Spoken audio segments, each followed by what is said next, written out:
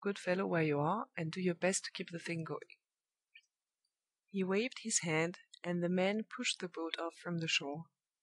The others all waved their hands in return, except the major's daughter, who sat apart from the rest, with her face hidden under her parasol. The tears stood thick in Neelie's eyes. Her last angry feeling against Allan died out, and her heart went back to him penitently the moment he left the boat. "How good he is to us all," she thought, "and what a wretch I am!" She got up with every generous impulse in her nature urging her to make atonement to him.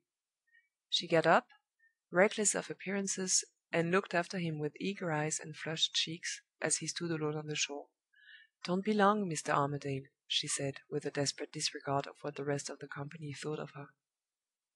The boat was already far out in the water, and with all Neelie's resolution the words were spoken in a faint little voice, which failed to reach Allan's ears.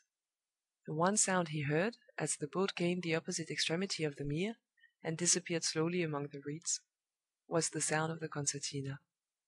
The indefatigable Pedgift was keeping things going, evidently under the auspices of Mrs. Pentecost, by performing a sacred melody.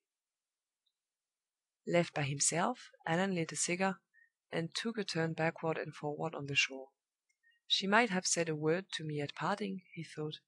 "I've done everything for the best. I've as good as told her how fond of her I am, and this is the way she treats me." He stopped, and stood looking absently at the sinking sun and the fast darkening waters of the mere. Some inscrutable influence in the scene forced its way stealthily into his mind, and diverted his thoughts from Miss Milroy to his absent friend. He started, and looked about him. The reed cutters had gone back to their retreat behind the angle of the wall, not a living creature was visible, not a sound rose anywhere along the dreary shore. Even Allan's spirits began to get depressed. It was nearly an hour after the time when Midwinter had promised to be at Hurle Mere. He had himself arranged to walk to the pool, with a stable boy from Thorpe Ambrose as his guide, by lanes and footpaths which shortened the distance by the road. The boy knew the country well, and Midwinter was habitually punctual at all his appointments. Had anything gone wrong at Thorpe Ambrose? Had some accident happened on the way? Determined to remain no longer doubting and idling by himself, Allan made up his mind to walk inland from the mere, on the chance of meeting his friend. He went round at once to the angle in the wall, and asked one of the reed cutters to show him the footpath to Thorpe Ambrose. The man led him away from the road, and pointed to a barely perceptible break in the outer trees of the plantation. After pausing for one more useless look around him, Allan turned his back on the mere and made for the trees. For a few paces the path ran straight through the plantation. Thence it took a sudden turn, and the water and the open country became both lost to view. Allan steadily followed the grassy track before him, seeing nothing and hearing nothing, until he came to another winding of the path.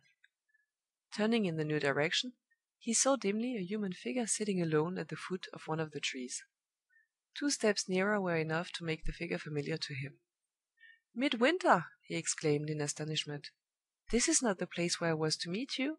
What are you waiting for here?" Midwinter rose without answering. The evening dimness among the trees, which obscured his face, made his silence doubly perplexing. Allan went on eagerly questioning him. "Did you come here by yourself?" he asked. "I thought the boy was to guide you." "This time," Midwinter answered. "When we got as far as these trees," he said, "I sent the boy back.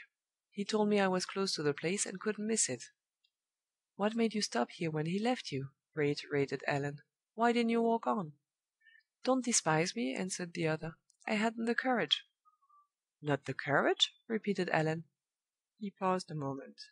"Oh, I know!" he resumed, putting his hand gayly on Midwinter's shoulder. "You're still shy of the Milroys. What nonsense, when I told you myself that your peace was made at the cottage!" "I wasn't thinking, Allan, of your friends at the cottage. The truth is, I'm hardly myself to day. I am ill and unnerved. Trifles startle me." He stopped, and shrank away, under the anxious scrutiny of Allan's eyes. "If you will have it," he burst out, abruptly, "the horror of that night on board the wreck has got me again. There's a dreadful oppression on my head, there's a dreadful sinking at my heart. I am afraid of something happening to us if we don't part before the day is out. I can't break my promise to you. For God's sake, release me from it, and let me go back!" Remonstrance to any one who knew Midwinter was plainly useless at that moment. Allan humored him. "Come out of this dark, airless place," he said, "and we will talk about it. The water and the open sky are within a stone throw of us.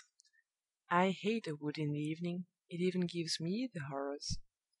You have been working too hard over the steward's books. Come and breathe freely in the blessed open air." Midwinter stopped, considered for a moment, and suddenly submitted. "You're right," he said, "and I'm wrong, as usual. I'm wasting time and distressing you to no purpose. What folly to ask you to let me go back! Suppose you had said yes?"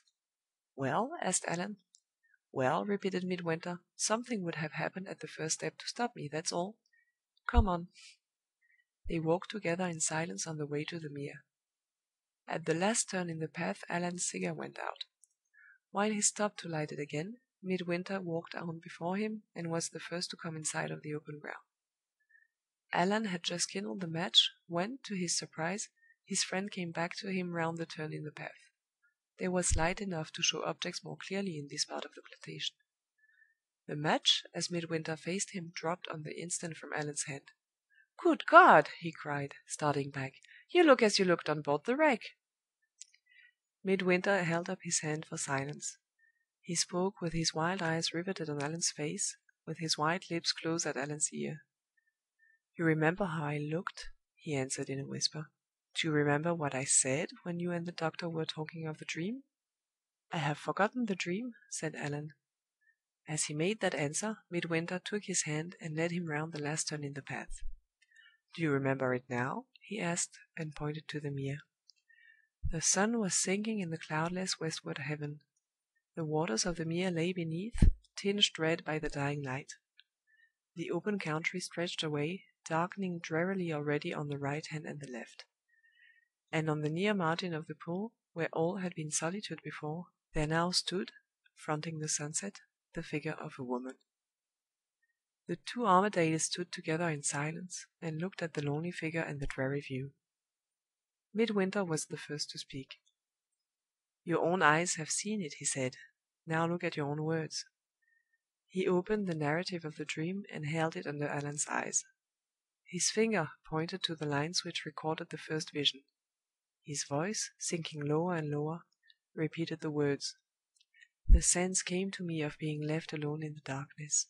I waited. The darkness opened, and showed me the vision, as in a picture, of a broad, lonely pool surrounded by open ground. Above the further margin of the pool I saw the cloudless western sky, red with the light of sunset. On the near margin of the pool there stood the shadow of a woman." He ceased, and let the hand which held the manuscript drop to his side. The other hand pointed to the lonely figure, standing with its back turned on them, fronting the setting sun. "There," he said, "stands the living woman, in the shadow's place. There speaks the first of the dream warnings to you and to me. Let the future time find us still together, and the second figure that stands in the shadow's place will be mine." Even Allan was silenced by the terrible certainty of conviction with which he spoke. In the pause that followed, the figure at the pool moved, and walked slowly away round the margin of the shore. Allan stepped out beyond the last of the trees, and gained a wider view of the open ground. The first object that met his eyes was the pony chaise from Thorpe Ambrose. He turned back to Midwinter with a laugh of relief. "What nonsense have you been talking?" he said. "And what nonsense have I been listening to? It's the governess at last." Midwinter made no reply. Allan took him by the arm, and tried to lead him on. He released himself suddenly, and seized Allan with both hands, holding him back from the figure at the pool, as he had held him back from the cabin door on the deck of the timber ship. Once again the effort was in vain. Once again Allan broke away as easily as he had broken away in the past time.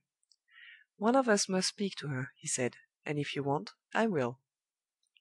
He had only advanced a few steps toward the Mere, when he heard, or thought he heard, a voice faintly calling after him, once and once only, the word farewell. He stopped with a feeling of uneasy surprise, and looked round. Was that you, Midwinter?"